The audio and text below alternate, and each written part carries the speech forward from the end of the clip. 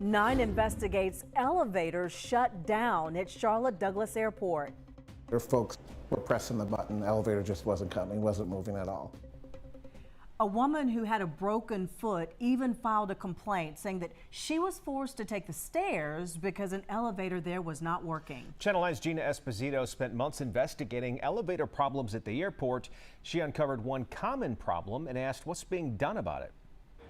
I started to look into elevator issues back in July when I witnessed a woman in a wheelchair wait 30 minutes for this elevator. It was a busy evening and it was the only one working. The other one was out of service. So I started asking how often elevators at Charlotte Douglas close and why. Between the suitcases, strollers, and wheelchairs, elevators at Charlotte Douglas got a lot of use. 6,000 travelers a day. Michael Starr says last summer he and his daughter encountered one that wasn't working. We noticed there was a line at the elevator. Folks were pressing the button. The elevator just wasn't coming, wasn't moving at all. Starr says he didn't see any closure signs or airport staff there to help out. So he emailed a complaint to the airport. Someone responded saying they would talk with the operations manager. I was feeling very, very bad for those folks. There was no carts or anything to be able to bring those disabled folks. And having disabled individuals in my family, my elderly parents, just thinking of them trying to make that walk, it was something that, it really had me worried for them. This is the elevator that Starr says wasn't working that evening. And because it wasn't working, he said everybody had to walk to the next closest elevator. Come follow me. So now we're on baggage claim. That was the elevator that wasn't working, and this is where they need to pick up their bags. So it was a long trip just to get here. That same month, a woman emailed Charlotte Douglas about elevators in the parking structure not working. She had a broken foot and wrote she was forced to climb the stairs to the 4th floor. Last month, this elevator near the terminal was roped off. The airport says it needed a new control board. Charlotte Douglas says it contracts with a company to maintain and repair its elevators, escalators, and walkways 24/7. The more units you have, the more likely it is you may have a unit that's shut down. Joey Hazelrig with North Carolina's Department of Labor says elevators go in and out of service for a number of reasons. He says they're inspected and re-permitted once a year.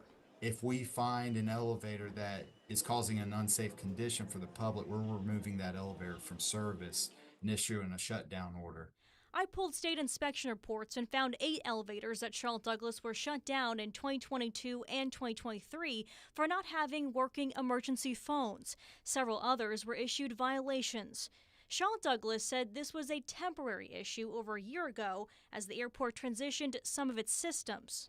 Are you aware of any instances where they did receive delays in emergency care because of non-working phones at the airport? I did hear of an instance where this happened, where it took emergency personnel, it took them longer than it should have to get to someone because they were unable to determine where they were at. And I think this may have been why these shutdown orders were issued. Michael Starr says he doesn't need all the answers. He just wants better communication to travelers. Make the accessibility a priority, and that's going to be demonstrated in actual actions. Charlotte Douglas told me it's working on a plan to better communicate when an elevator is shut down. The goal is to roll it out by March. We'll keep you updated. In West Charlotte, Gina Esposito, Channel 9 Eyewitness News. The airport says the elevator by the parking garage that was closed in July was shut down due to water damage.